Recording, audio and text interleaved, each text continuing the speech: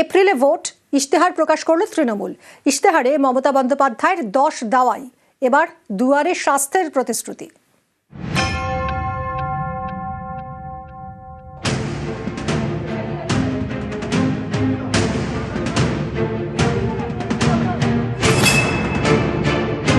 এবার আমরা দুয়ারে চিকিৎসা করব। আগে যেমন দুয়ারে সরকার করেছে, ওগুলো তো যেমন চলছে চলবেই। আমার পাড়া আমার সমাধান 8,000 কোটি টাকা দিয়েছি এলাকায় বুথে বুথে। প্রতি বছর প্রতি ব্লকে প্রতি টাউনে দুয়ারে ক্যাম্প হবে, দুয়ারে স্বাস্থ্য। আমাদের স্বাস্থ্যসাথী আছে, অনেক মেডিকেল কলেজ আছে, মাল্টি সুপার হসপিটাল আছে, প্রায় কয়েক হাজার সুস্বাস্থ্য কেন্দ্র তৈরি হয়েছে, এগুলো সব আছে। এমপি ল্যাড থেকে রাজ্যসভার থেকেই প্রায় আইসিসিউ টাইপে প্রায় 250-300 গাড়ি করে দিয়েছি স্বাস্থ্য দপ্তরকে। আমাদের রাজ্যসভার 60 কোটি টাকা করে ওরা পায় বছরে, সেই টাকা থেকে আমরা আরও 300-400 অ্যাম্বুলেন্স করে দিয়েছি, যাতে মানুষ অ্যাম্বুলেন্সে যাতায়াত করতে পারে। তৃণমূলের ইশতেহারে 10 দফা অঙ্গীকার।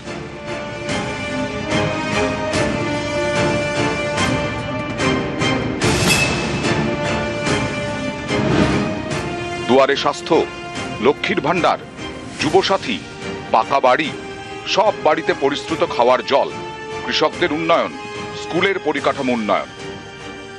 বাংলার শিক্ষায়তনগুলো আমরা একটা টার্গেট করেছি, অলরেডি বাজেটে বলা হয়েছে এবং ক্যাবিনেটে পাস হয়ে গেছে। কয়েক হাজার স্কুল আমরা মডার্নাইজ করব, আপগ্রেড করব, যেখানে লার্নিং থেকে শুরু করে সমস্ত মডার্ন ইকুইপমেন্ট থাকবে। তার জন্য টিচারও রিক্রুট হবে। আমরা তো টিচার রিক্রুট করতে চাই, কিন্তু আমার অপোজিশন যারা, তারা রাজনৈতিক লড়াইয়ে পারে না, কোর্টে গিয়ে এটা কেস করে দেয়। আর কোর্টে কেস করা মানে তো গেল। আমরা টিচারদের পক্ষে ওরা নয়, না হলে এইভাবে টিচারদের বিপদে ফেলতো না, অশিক্ষক কর্মচারীদেরও বিপদে ফেলতো না। প্রশাসনিক সুবিধের জন্য আমরা যদিও অনেকগুলো নতুন জেলা করেছি, প্রায় 7টা। আগামী দিনও আমরা 7 থেকে 10টা নতুন জেলা করব। অনেক ব্লক সাব ডিভিশন নতুন করে তৈরি হবে। সামগ্রিক ভৌগোলিক পরিস্থিতি বিচার করে পুনর্গঠনের মাধ্যমে আরও অনেকগুলো পৌরসভাও তৈরি হবে, যাতে মানুষ ঘরের সামনে তার পরিষেবাটা পেতে পারে। আমি আমার কর্মীদের, সাধারণ মানুষকে বলবো, চিন্তা করার কোনো কারণ নেই। ঈদের পরেই আমরা প্রচারে বেরোবে, সবার সাথে রাস্তায় দেখা হবে, এরপরে দেখা হবে ফিল্ডে, লড়াইয়ের ময়দানে, প্রচারের ময়দানে। নিউজ 18 বাংলা।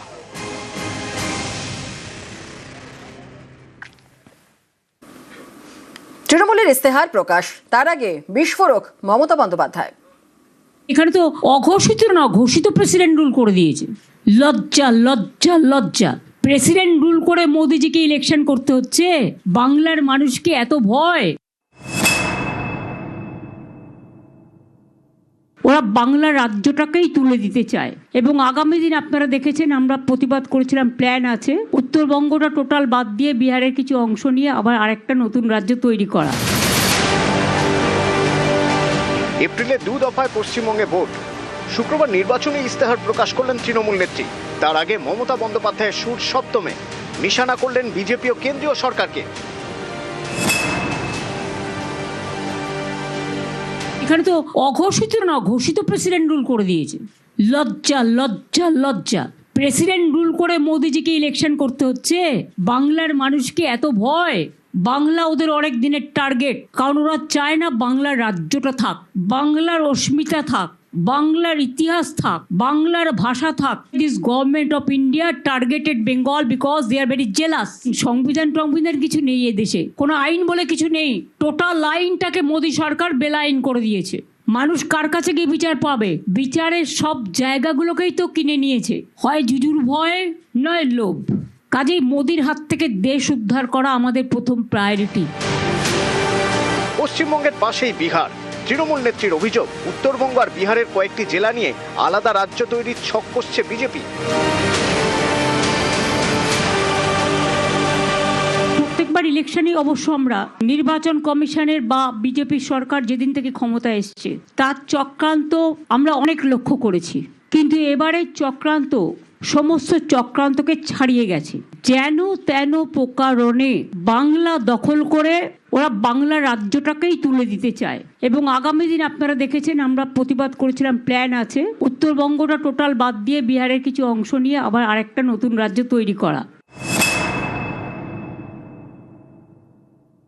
নির্বাচন কমিশন হয়তো পরে বলবে, আমরা যেটা শুনেছি এই ভোটের পরে আবার ডিলিমিটেশন করবে। ডিলিমিটেশন মানে হচ্ছে আগামীবার মোদী সরকার জিতবে না, ক্ষমতায় আসবে না, কারণ মানুষ ওনাদের দেশের মানুষ পছন্দ করছে না, বাংলা তো নয়। এবং তাই 1 ডিলিমিটেশন, 2 এনআরসি, 3 সেন্সাসের নামে মানুষের নাম আরও বাদ দেয়া, এটা ওদের পরিকল্পনা। দেশের মানুষকে সর্বহারা করে দেওয়ার ও এক গভীর চক্রান্ত মোদী সরকার করছে। নিউজ 18 বাংলা। বিজেপির প্রার্থী তালিকায় এবার একাধিক মহারাজ, আর তাদের মধ্যে উৎপল মহারাজকে বহিষ্কার করেছে ভারত সেবাশ্রম সংঘ।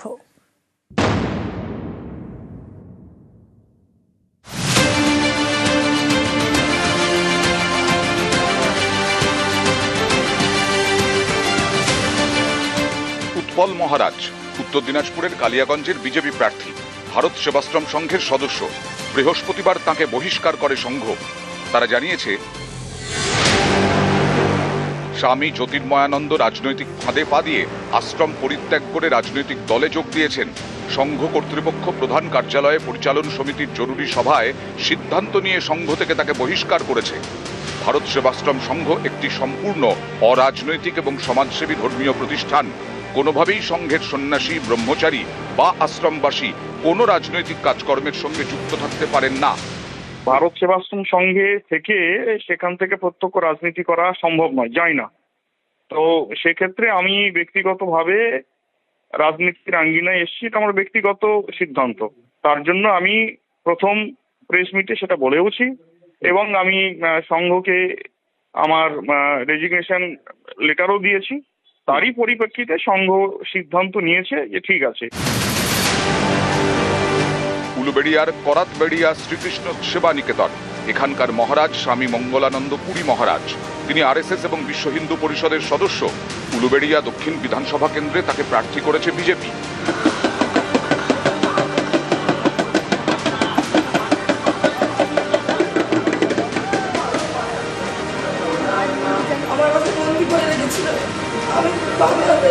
যেটা আমাদের যিনি মূল চালিকা শক্তি শ্রদ্ধেয় প্রধানমন্ত্রী নরেন্দ্র দামোদর দাস মোদীজি বাঁচতে চায়, বিজেপি তাই। এটাই হচ্ছে আমাদের মূল মন্ত্র, কারণ বাঁচার আর পথ নেই। সুনীল মহারাজ বিশ্ব হিন্দু পরিষদের সদস্য, বেহালা পূর্বে বিজেপি প্রার্থী। কার্তিক মহারাজ মুর্শিদাবাদের বেলডাঙ্গার ভারত সেবাশ্রম সংঘের মহারাজ। সনাতনী ভাই বোনদেরকে অনুরোধ করব, নিজে নিজে ভাড়া দিয়ে সনাতন হিন্দু ধর্মের রক্ষার তাগিদে 7ই ডিসেম্বর ব্রিগেড প্যারেড গ্রাউন্ডে আমরা সমবেত হব। গত বছর ডিসেম্বরে ব্রিগেডে 5 লক্ষ কণ্ঠে গীতা পাঠের আয়োজন করা হয়। উদ্যোক্তা সনাতন সংস্কৃতি সংসদ। সেই অনুষ্ঠানে উপস্থিত ছিলেন বিজেপির তাবড় তাবড় নেতা। মঞ্চে দেখা গিয়েছিল কার্তিক মহারাজকে। বিজেপির এখনো 38 জন প্রার্থীর নাম ঘোষণা করা বাকি। এই তালিকায় কি কার্তিক মহারাজের নাম থাকবে? এ নিয়ে নানা মহলে গুঞ্জন। না, ওটা দাঁড়াবো। বিজেপি তরফ থেকে কোনো রকম প্রস্তাব কি আপনার কাছে এসেছে? হ্যাঁ, এসেছিল, আমরা প্রত্যাখ্যান করেছি। রাজ্যসভার এমপির জন্য বলা হয়েছিল, বিধানসভায় লোকসভায় দাঁড়াবার জন্য বলা হয়েছিল। হারা জেতার ব্যাপারটা তারাই দেখবেন বলেছিল। আমি এতে উৎসাহিত হই। বলা হয়েছিল যে আপনি ভোটে দাঁড়ান, পশ্চিমবঙ্গের সমস্যার সমাধানের জন্য আপনাদের মতো লোক দরকার, সজ্জন সাধু সন্ন্যাসী মানুষ। আমি বলেছি না, রাজ্য স্তরের সেন্ট্রাল সবাই অনুরোধ করেছিল, সরাসরি কোনো চিন্তা ভাবনা করিনি। কারণ এটা সন্ন্যাসীর এই কাজের জন্য নয়, আমরা যে জন্য ব্রত গ্রহণ করেছি। বিজেপি সাম্প্রদায়িক রাজনীতি করছে। বিজেপি হিন্দুর জন্য খারাপ, মুসলমানের জন্য খারাপ, খ্রিস্টানের জন্য খারাপ, সমাজের জন্য খারাপ, বাংলার জন্য খারাপ। বিজেপি বাংলার উন্নয়নের বিরুদ্ধে, বাংলার মনীষীদের অপমান করে। বিজেপি শুধুমাত্র ধর্মের ভেদাভেদ করে, মানুষে মানুষে ভেদাভেদ করে, তারা কিছু মানুষকে কিছু দিনের জন্য ভুল বুঝিয়ে কিছুটা বিভ্রান্তি তৈরির রাজনীতি করে, কিন্তু মানুষ সেটাই আর সাড়া দেবেন না। আমার প্রার্থী তালিকায় মহারাজ থাকবে না মহারানী থাকবে, নায়ক থাকবে না নায়িকা থাকবে, বক্সার থাকবে না সুইমার থাকবে, কিন্তু আমি ঠিক করব। আমার ফ্রিজে কি আছে, কি খাবো আমি, সেটা কি উনি ঠিক করে দেবেন নাকি? নিউজ 18 বাংলা।